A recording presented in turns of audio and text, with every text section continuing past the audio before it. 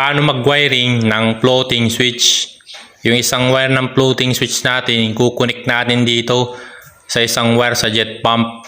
At yung isang wire dun sa floating switch, yung kulay black, kukunik natin dito sa saksakan. Yan.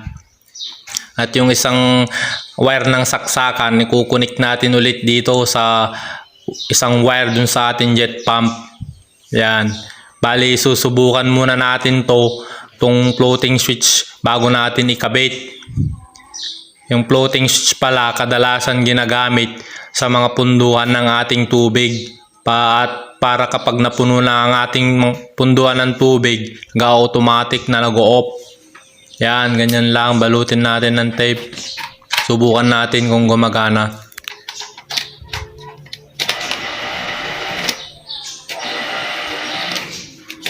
Salamat sa panonood.